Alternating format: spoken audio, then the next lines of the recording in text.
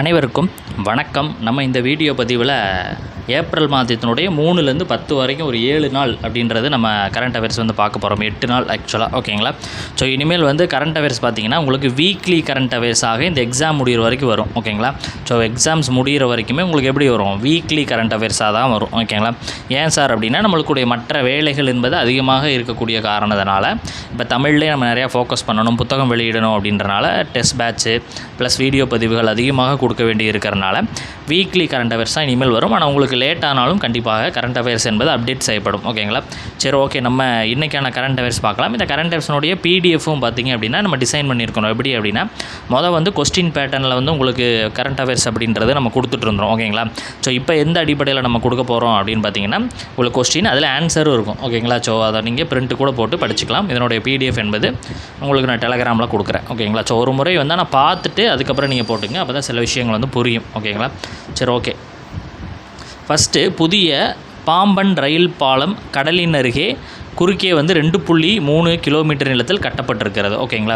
So இப்போ இந்த பாம்பன் பாலம் இருக்குது இல்லையா, ராமேஸ்வரத்தில் பாம்பன் பாலம் அப்படின்றது ஒன்று இருக்கிறது, ஓகேங்களா? ஸோ அந்த இதில் பார்த்தீங்கன்னா இப்போ புதிதாக ஒரு கடலின் அருகே 2.3 கிலோமீட்டர் அளவில் ஒரு பாலம் என்பது கட்டப்பட்டிருக்கிறது, ஓகேங்களா? இது பார்த்திங்கன்னா 143 தூண்களுடன் கூடிய ஒரு பாலமாக கட்டப்பட்டது. இது பார்த்திங்க அப்படின்னா இந்த கடல் அரிப்புகள், அந்த பகுதிகளில் இருக்கக்கூடிய அரிப்பு காரணமாக, கடல் அரிப்பு காரணமாக 2018 ஆண்டு என்ன அப்படின்னா சேவை நிறுத்தப்பட்டது. 2018 ஆண்டு என்ன பண்ணப்பட்டுச்சு? சேவை நிறுத்தப்பட்டுச்சு. அதற்கு பிறகு புதிய பாலம் என்பது கட்ட ஸ்டார்ட் பண்ணிவிட்டு இப்போ கிட்டத்தட்ட கட்டி ஓப்பன் பண்ணியிருக்கிறாங்க, ஓகேங்களா? ஸோ இது லக்னோ ரயில்வே ஆராய்ச்சி வடிவமைப்பு தர நிர்ணய நிறுவனமாக இருக்கட்டும், ரயில் விகாஸ் நிகம் நிறுவனமாக இருக்கட்டும், திருச்சி பாரத் மிகுமின் நிறுவனம், இவங்கெல்லாம் இதை தயாரிப்பு செஞ்சுருக்கிறாங்க, ஓகேங்களா? ஸோ செங்குத்தாக கீழிருந்து மேலே உயர்ந்து கப்பலுக்கு வழிவிடக்கூடிய ஒரு புதிய தொழில்நுட்பம். இந்த பிக்சரில் பார்த்தீங்கன்னா தெரியும். இல்லை அப்படின்னா இது எப்படி இருக்கும் அப்படின்னா இந்த மாதிரி இப்போ ட்ரெயின் இங்கே வருது அப்படின்னா இந்த மாதிரி ரெண்டுமே மேலே இப்படி தூக்கி ட்ரெயின் போகக்கூடிய அளவில் உங்களுக்கு அது இருக்கும், ஓகேங்களா? சரி, ஓகே. கடல் நீரிலிருந்து அமைக்கப்பட்ட முதல் செங்குத்து பாலம் எத்தனை கோடி ரூபாயில் அமைக்கப்பட்டிருக்குது அப்படின்னு கேட்கலாம். 550 கோடி, ஓகேங்களா? கடல் நீரில் அமைக்கப்பட்ட முதல் செங்குத்து பாலமாக இது இருக்கிறது. 550 கோடி ரூபாய் செலவில், ஓகேங்களா? அது மட்டும் இல்லாமல் ராமேஸ்வரம் டு சென்னை ரயில் சேவையும் இந்த நேரத்தில் தொடங்கப்பட்டிருக்கிறது. 8000-3000 மதிப்பிலான நலத்திட்டங்களை பிரதமர் மோடி தொடங்கி வச்சார். இந்த இது திறக்கும் போதே இது குறித்த 8300 கோடி மதிப்பீட்டிலான சில திட்டங்களையும் பிரதமர் மோடி அவர்கள் என்ன பண்ணியிருக்கிறாங்க அப்படின்னா நம்மளுக்கு திறந்து வச்சுருக்கிறாங்க, ஓகேங்களா? தொடங்கி வைத்திருக்கிறார்கள், ஓகேங்களா? ஸோ நம்ம தெரிஞ்சுக்கிட்டது புதிய பாம்பன் ரயில் பாலம் குறுக்கே 2.3 கிலோமீட்டரில் ஒரு இது கட்டப்பட்டிருக்கு. யார் திறந்து வச்சான்னு கேட்கலாம். பிரதமர் மோடி, ஓகேங்களா? எவ்வளோ செலவுன்னு கேட்கலாம். 550 கோடி ரூபாய், ஓகேங்களா? சரி, ஓகே. பிரெட் டாண்ட்ரிங் சாண்ட் மாஸ்டர் விருதை பெறக்கூடிய முதல் இந்தியர் யார் அப்படின்னா சுதர்சன் பட்நாயக். இந்த சுதர்சன் பட்நாயக் அப்படின்னு பேர் கேட்டாலே நம்ம இப்போ ஈஸியாக என்ன ஐடென்டிஃபை பண்ணிக்கலாம் அப்படின்னா இவர் ஒரு மணல் சிற்ப கலைஞர், ஓகேங்களா? இந்தியாவிலே மிகப்பெரிய ஒரு மணல் சிற்ப கலைஞர் யார் அப்படின்னு நம்ம தெரிஞ்சுக்கிட்டோம் அப்படின்னா சுதர்சன் பட்நாயக் தான். மற்றும் நீங்கள் பார்த்தீங்கன்னா இந்த மணல் சார்ந்த போட்டிகளில் எப்பயுமே யார் முதலிடத்தை வாங்குவா அப்படின்னா சுதர்சன் பட்நாயக் தான், ஓகேங்களா? இப்போ எதற்காக இந்த விருது இவருக்கு வழங்கியிருக்கிறாங்கன்னா 12 அடி உயரம் ஜெகநாதர் சிற்பத்தை இவர் செஞ்சுருக்கிறாரு. மணல் சிற்ப கலைஞர்களுக்கு வழங்கப்படக்கூடிய ஒரு விருது தான் இந்த பிரெட் டாண்ட்ரிங் சாண்ட் மாஸ்டர் விருது அப்படின்றது. இவர் 2025 சர்வதேச மணல் சிற்ப திருவிழா பிரிட்டனில் நடைபெற்றுச்சு, அதில் தான் இதை வாங்கியிருக்கிறாரு. ஓகே, 3வது கொஸ்டின். இலங்கை மித்ர விபூஷன் விருது பெற்ற தலைவர் யார்? நரேந்திர மோடி. இலங்கை மித்ர விபூஷன் விருது பெற்ற தலைவர் யாருன்னா நரேந்திர மோடி. வெளிநாட்டு தலைவர்களுக்கு வழங்கப்படக்கூடிய ஒரு உயரிய விருதாக இந்த இலங்கை மித்ர விபூஷன் விருது என்பது கலக்கப்படுகிறது. இந்த விருதை பெறக்கூடிய முதல் இந்தியர் பிரதமர் மோடி. இதற்கு முன் 3 தலைவர்கள் வாங்கியிருக்கிறாங்க. ஆனால் இந்திய தலைவர்களில் முதல் யார்? மோடி தான், ஓகேங்களா? ஸோ அதுவும் இல்லாமல் பிரதமர் மோடி மற்றும் அதிபர் அனுரகுமார திசாநாயக்கிடையே 7 ஒப்பந்தங்கள் என்பது கையெழுத்தாயிருக்கிறது, ஓகேங்களா? சுகாதாரம், மருத்துவ உற்பத்தி, மின் விநியோகம் போன்ற விஷயங்களில், பாதுகாப்பு போன்ற விஷயங்கள் எல்லாம் கையெழுத்து ஆகியிருக்கிறது, ஓகேங்களா? ஓகே. அடுத்தது வகுப்பு சட்ட திருத்த மசோதா தாக்கல். இதிலேருந்து ஒரு கொஸ்டின் வருவதற்கு உங்களுக்கு வாய்ப்பு இருக்குது சார், நீங்கள் நோட் பண்ணி வச்சுக்கோங்க. இந்த வகுப்பு சட்ட திருத்த மசோதாவை தாக்கல் செய்த அமைச்சர் யார் அப்படின்னு கேட்டால் கிரண் ரிஜிஜு, ஓகேங்களா? கிரண் ரிஜிஜு. ஒன்றிய சிறுபான்மையினர் விவகாரங்களினுடைய துறை அமைச்சர் யார்? கிரண் ரிஜிஜு, ஓகேங்களா? ஸோ இதை பார்க்குறதுக்கு முன்னாடி என்ன அப்படின்னா இந்த வகுப்பு சட்ட திருத்த மசோதாவில் என்ன சார் சொல்கிறாங்க அப்படின்னு பார்த்தீங்கன்னா இப்போ நம்மளுக்கு இந்துக்களுக்கு பார்த்திங்க அப்படின்னா சில கோயில்கள் நிர்வாகம் செய்வதற்கு இருக்குது, ஓகேங்களா? கோயில்கள் இருக்கும், கோயில்களுக்கு கொடையாக வழங்கப்பட்ட நிலங்கள் இருக்கும், கோயில் நிலங்கள் இந்த மாதிரி இருக்கும். ஓகேங்களா. ஸோ அதே மாதிரி தான் வந்து முஸ்லீம்களுக்கு தனியாக இந்த தர்கா இருக்கும், தர்காவை சார்ந்த நிலங்கள் முஸ்லீம்களுக்கு என்று தனியாக இருக்கும். ஓகேங்களா. ஸோ இப்போ இதை வந்து நிர்வாகம் வந்துட்டு சில நபர்கள் வந்து செய்வாங்க, ஒவ்வொருக்குமே ஒரு குழு அமைப்பாங்க இல்லையா, கோயிலில் எப்படி குழு இருக்குதோ அதே மாதிரி நிர்வாகம் செய்வதற்கு இதுலேயும் வந்து ஒரு குழு இருப்பாங்க. இப்போ இந்த திருத்த மசோதா என்ன சொல்லுது அப்படின்னு பார்த்தீங்கன்னா, இந்த குழுவில் ஒரு அதிகபட்சமாக இந்துக்கள் இடம்பெற வேண்டும் அப்படின்னு சொல்லிட்டு சொல்கிறாங்க. ஓகேங்களா. ஸோ அப்போ அது என்ன ஆகும் அப்படின்னா, அவர்களுக்கு பெரிய மன வருத்தத்தை வந்து ஏற்படுத்துது. ஸோ இதை எதிர்த்து தான் இந்த மசோதாவோட சாராம்சம். ஓகேங்களா. இதை எதிர்த்து சில பேரும் ஆதரவாக சில பேரும் இருக்கிறாங்க. ஓகேங்களா. சரி, ஓகே, பார்க்கலாம். அதாவது வந்து அவர்களுடைய சொத்துக்களின் மீது வந்து நிர்வகிக்கக்கூடிய குழுக்களில் இந்துக்களும் இடம்பெறணும் அப்படின்றதான் இந்த மசோதா. ஓகேங்களா. வகுப்பு சட்டத்தை 2025 இதில் எந்த வகுப்பு சட்டத்தை திருத்தம் செஞ்சுருக்கிறாங்கன்னா 995 முசம்மான் அப்படின்ற வகுப்பு ரத்து ஒன்று மசோதா செய்யப்பட்டு 2024. ஓகேங்களா. ஸோ 12 மணி நேரம் வந்து இது குறித்த விவாதம் என்பது நடத்தப்பட்டுச்சு. இதற்கு ஆதரவாக 288 பேர் வந்து ஆதரவு மக்களவையில் தெரிவிச்சிருக்கிறாங்க, எதிர்ப்பு மக்களவையில் 232 பேர் தெரிவிச்சிருக்கிறாங்க, மாநிலங்களவையில் ஆதரவு 128 பேர், எதிர்ப்பு 95. ஆக்சுவலாக வந்து இந்த மசோதா என்பது பாஸ் ஆயிடுச்சா அப்படின்னு கேட்டிங்கன்னா பாஸ் ஆயிடுச்சு அப்படின்னு தான் இருக்குது. ஆனால் வந்து இப்போ கோர்ட்டில் ஸ்டே வாங்கியிருக்கிறாங்க. ஓகேங்களா. ஸோ வகுப்பு சட்ட திருத்த மசோதா இந்தியாவில் வகுப்பு சொத்துக்களின் நிர்வாகத்தை ஆண்டின் வகுப்பு சட்ட திருத்தத்தை நோக்கமாக கொண்டுள்ளது. அமைக்கும் முதல் மாநிலம் கேரளா. இந்த வகுப்பு சட்ட திருத்தத்தின் இதுதான் உங்களுக்கு கொஸ்டின் எது அப்படின்னா இதுதான். வகுப்பு சட்ட திருத்தத்தின் அடிப்படையில் வகுப்பு வாரியத்தை அமைக்கக்கூடிய முதல் மாநிலம் எது அப்படின்னா கேரளா. ஓகேங்களா. கேரளா தான் ஃபஸ்ட்டு இந்த வகுப்பு சட்ட திருத்தத்தின் அடிப்படையில் ஒரு வாரியத்தை வந்து அமைக்க இருக்கிறாங்க. ஓகேங்களா. ஸோ இதை தெரிஞ்சுங்க. அடுத்தது ரிசர்வ் வங்கியினுடைய துணை ஆளுநராக யார் அப்படின்னா பூனம் குப்தா. ரிசர்வ் வங்கியினுடைய துணை ஆளுநராக நியமனம் செய்யப்பட்டிருக்கிற Poonam Gupta national council of applied economic ரிசர்ச்சினுடைய இயக்குநராக இருந்திருக்கிறாரு. தற்போது துணை ஆளுநராக இருந்த MT பத்ரா அவர்கள் ஓய்வு செஞ்சுருக்கிறாங்க. இந்த இடத்துல உங்களுக்கு என்ன கொஸ்டின் அப்படின்னா, ரிசர்வ் வங்கியினுடைய ஆளுநராக இருப்பவர் யார்? ரிசர்வ் வங்கியின் ஆளுநராக இருப்பவர் யார்? ஓகேங்களா. 6வது கொஸ்டின். அமெரிக்கா இந்தியாவிற்கு இறக்குமதி செய்யக்கூடிய பொருட்களுக்கு 26% வரி என்பது நிர்ணயம் செஞ்சுருக்கிறாங்க. அமெரிக்கா இந்தியாவிற்கு இறக்குமதி செய்யும் பொருட்களுக்கு 26% வரி என்பது நிர்ணயம் செய்யப்பட்டிருக்கிறது. இந்தியா மருத்துகள் செமிகண்டர்களுக்கு விலக்கு. சீனா 34%, பிரிட்டன் 10% வச்சிருக்கிறாங்க, தென்கொரியா 25%. பிற நாடுகள் தங்கள் பொருளுக்கு விதிக்கும் வரி விதிகளுக்கேற்ப அந்த நாடுகளின் பொருளுக்கு அமெரிக்கா வந்து வரி வச்சிருக்கிறாங்க. பிற நாடுகள் அந்த அமெரிக்கா பொருள்களுக்கு இறக்குமதி செய்ய என்னென்ன பொருள்களுக்கு எவ்வளோ வரி எந்தெந்த நாடுகள் விதிச்சிருக்கிறாங்களோ அதே வரியை இவர்களும் விதித்திருக்கிறதாக சொல்லப்பட்டிருக்கிறது.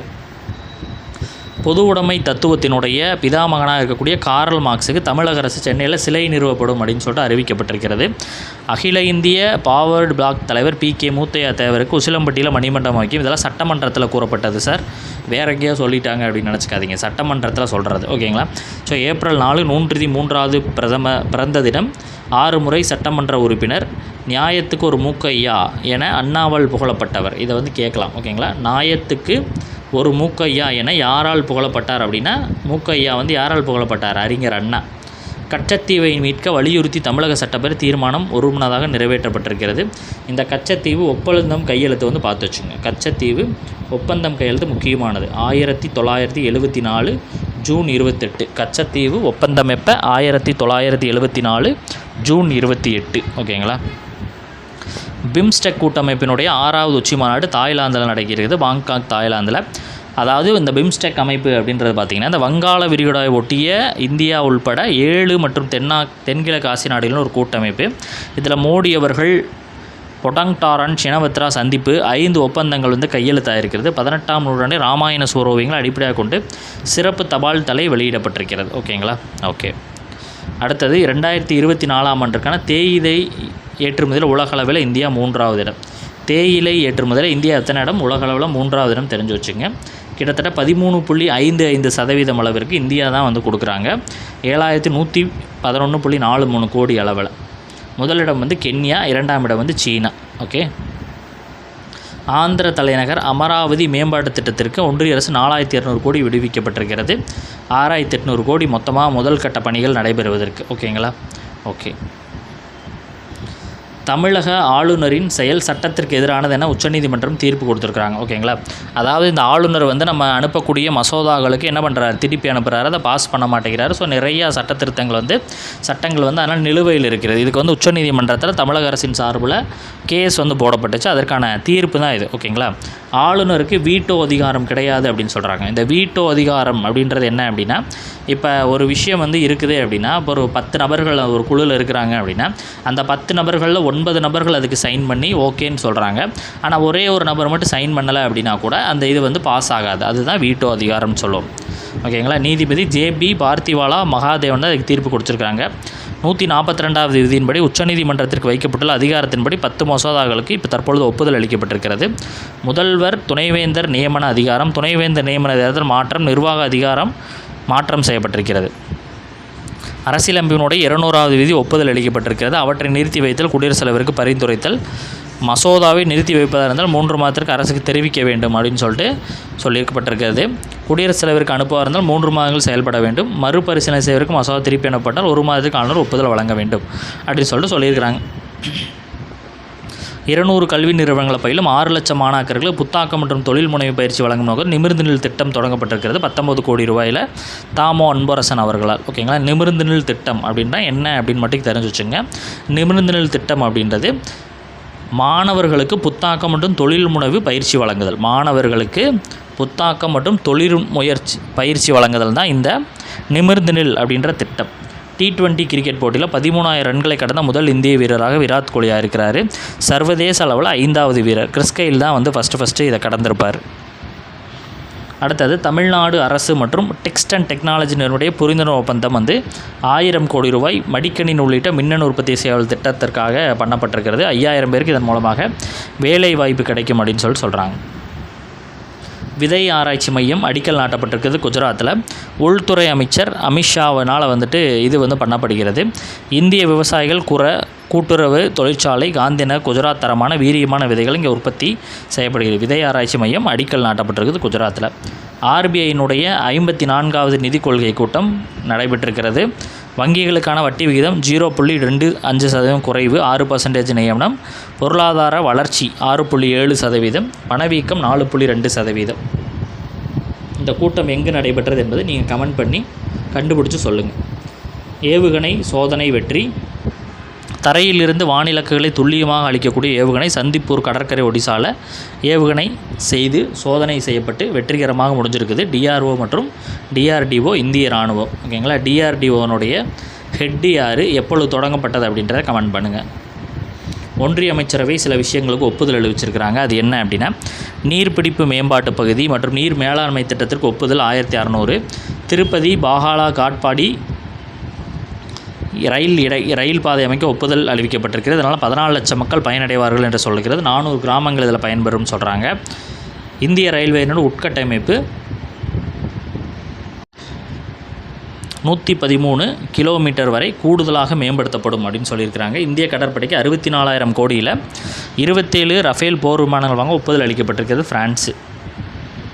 INS விக்ராந்த் கப்பலில் பயன்படுத்திருக்கு. தமிழ்நாடு என்ன அப்படின்னா, 2024-25 ஆண்டில் உண்மை வளர்ச்சி வீதம் பணவீக்கத்தை கணக்கில் கொள்ளாமல் மதிப்பிட்டு 9.69. பெயரளவு பார்த்திங்கன்னா 14.02% வளர்ச்சின்னு சொல்லப்படுகிறது. பெயரளவில் தான் 10 ஆண்டுகளில் தமிழகம் அடைந்த மிக உயர்ந்த வளர்ச்சி விகிதமாக இது பார்க்கப்படுகிறது. நிலையான விலை மதிப்பீட்டின்படி மொத்த உள்நாட்டு உற்பத்தி 17.24 லட்சம் கோடியாக உயர்வு. ஒன்றிய புள்ளியியல் திட்ட அமலாக்க அமைச்சகத்தினுடைய தரவுகளின்படி தான் இந்த விஷயம் வந்து நம்மளுக்கு என்ன பண்ணப்படுகிறதுனா சொல்லப்படுகிறது. ஓகேங்களா, இதில் முக்கியமாக சேவைத்துறைகள் 12.7% இருக்குது. அடுத்தது, தென்கொரியாவினுடைய அதிபர் யூன் சுக் இயோல் அப்படின்றது பதவியிலிருந்து அகற்றப்பட்டார். ஓகேங்களா, 2022 இவர் இந்த அதிபராக இருக்கிறார். ஓகேங்களா, அவசரநிலை பிரகடனம் அமல்படுத்தப்பட்டிருக்கிறது. உலகக்கோப்பை குத்துச்சண்டை எலைட் போட்டி பிரேசிலில் நடைபெறுகிறது. இதில் 70 கிலோ பிரிவில் ஜிதேஷ் வந்து தங்கம் வாங்கியிருக்கிறாரு. இந்த போட்டியில் தங்கம் வென்ற முதல் இந்தியராக இவர் ஆயிருக்கிறார். ஓகேங்களா, ISSF உலகக்கோப்பை துப்பாக்கி சுடுதல் போட்டி அர்ஜென்டினாவில் நடைபெற்றுச்சு. மகளிர் 50 மீட்டர் ரைஃபிள் பொசிஷன்ஸ் பிரிவில் சிவ்கௌர் சம்ரா தங்கம் வாங்கியிருக்கிறாரு. தனிநபர் பிரிவில் முதல் தங்கம். ஆடவர் 50 மீட்டர் ரைஃபிள் 3 பொசிஷனில் ஜெயின் சிங் வெண்கலம். மகளிர் 25 மீட்டர் பிஸ்டல் பிரிவில் ஈஷா சிங் வெள்ளி. அடுத்தது உலகக்கோப்பை துப்பாக்கி சுடுதல் போட்டி அர்ஜென்டினாவில். இதில் ஆடவர் 10 மீட்டர் ஏர் ரைஃபிள் ப்ரோ ருத்ராங்கரஸ் பாட்டீல் அப்படின்றது தங்கம். விஜய்வீர் சித்து என்பது ஆடவர் 25 மீட்டர் ரேபிட் ஃபயர் பிஸ்டலில் தங்கம். மகளிர் 10 மீட்டர் ஏர் பிஸ்டல் பிரிவில் சுருச்சி இந்தர் சிங் தங்கம். மனோஜ்குமார் அவர்கள் மறைவு. ஒரு மூத்த பாலிவுட் நடிகர், திரைப்பட இயக்குனர், தேசபக்தி கதைக்களம் போன்ற படங்களை நடிச்சிருக்கிறாரு. 92 பத்மஸ்ரீ விருது. 2015 தாதா சாஹிப் பால்கே விருது என்பது வழங்கப்பட்டது. சில முக்கியமான தினங்கள் பார்க்கலாம். உலக நீர்வாழ் விலங்குகள் தினம் என்பது ஏப்ரல் 3 கொண்டாடப்படுகிறது. உலக நீர்வாழ் விலங்குகள் தினம் என்பது கொண்டாடப்படுகிறது. நீரில் வாழக்கூடிய விலங்குகளினுடைய முக்கியத்துவத்தையும் அவர்களினுடைய எந்த வேட்டையாடிலிருந்து தவிர்க்கப்படுவதற்கும் அவர்களை பற்றிய விழிப்புணர்வை ஏற்படுத்துவதற்கு இந்த தினம் கொண்டாடப்படுகிறது. கடலினுடைய சீரான நிலைக்கு விலங்குகளும் நீர்வாழ் விலங்கும் ஒரு முக்கிய பங்கு அப்படின்னு சொல்கிறோம். அடுத்தது சர்வதேச சுரங்க விழிப்புணர்வு மற்றும் சுரங்க நடவடிக்கை உதவி தினம் என்பது ஏப்ரல் 4. பாதுகாப்பான எதிர்காலம் இங்கிருந்து தொடங்குகிறது அப்படின்னு சொல்கிறோம். ஓகேங்களா. ஸோ தேசிய கடல்சார் தினம் என்பது ஏப்ரல் 5 கொண்டாடப்படுகிறது. SS லாயல்ட்டி அப்படின்ற ஒரு கப்பல் ஏப்ரல் 5, 1919 ஸ்டார்ட் பண்ணதை முன்னிட்டு இந்த தினம் என்பது தேசிய கடல்சார் தினமாக கொண்டாடப்படுகிறது. சர்வதேச மனசாட்சி தினம் என்பது ஏப்ரல் 5. கருப்பொருள் மனசாட்சி, அன்பு மற்றும் அமைதி. மனசாட்சி, அன்பு மற்றும் அமைதி. வளர்ச்சி மற்றும் அமைதிக்கான சர்வதேச விளையாட்டு தினம் ஏப்ரல் 6. கருப்பொருள் விளையாட்டு மைதானத்தில் சமன் செய்தல், விளையாட்டின் மூலம் மாற்றத்தை ஏற்படுத்துதல். யுனெஸ்கோ ருவாண்டில் சிட்டுகளுக்கு எதிரான 1994 இனப்படுகொலை நினைவுறும் சர்வதேச தினம் ஏப்ரல் 7. உலக நலவாழ்வு நாள் என்பது ஏப்ரல் 7 தான். கருப்பொருள் ஆரோக்கியமாக தொடங்குங்கள், நம்பிக்கையான எதிர்காலங்கள் அப்படின்றது கருப்பொருளாக இருக்கிறது. கடைசியாக உலக ஹோமியோபதி தினம் என்பது ஏப்ரல் 10 கொண்டாடப்படுகிறது. கருப்பொருள் கல்வி, பயிற்சி மற்றும் ஆராய்ச்சி. ஓகேங்களா. ஸோ இதில் நம்ம 8 நாள்களுக்கு உண்டான கரண்ட் அஃபேர்ஸ் ஒரே வீடியோ பதிவில் பார்த்துருக்குறோம். இனிமேல் கரண்ட் அஃபேர்ஸ் எப்படி வரும்? வீக்லி ஒரு வீடியோ பதிவு தான் உங்களுக்கு வரும். இல்லை நம்ம ஃபஸ்ட்டு ஏப்ரலில் முடிச்சுருவோம். அதுக்குள்ளே உங்களுக்கு வீடியோ பதிவு 1 by 1 வரும். ஓகேங்களா. அடுத்தடுத்த வீடியோ பதிவுகளில் நம்ம சந்திக்கலாம். தேங்க்யூ.